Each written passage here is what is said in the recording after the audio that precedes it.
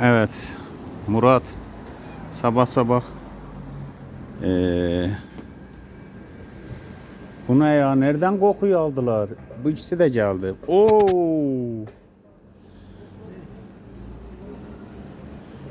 Hangisini atayım? Şu şokoları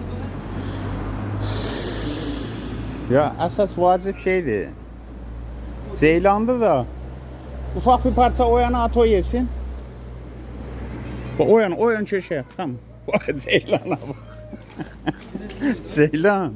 Lan yavrum. Bak, oo çift elədi. Hala bunlara bak. Tamam şimdi Murat. Murat.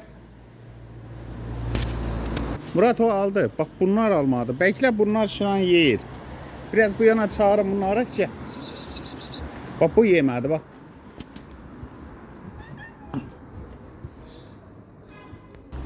Ceylan gel burada.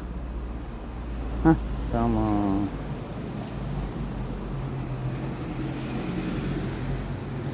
Murat tamam. Daha vermez çünkü orada yemek var. He. Bunları yedi mi onları daha yemir be. Teşekkür.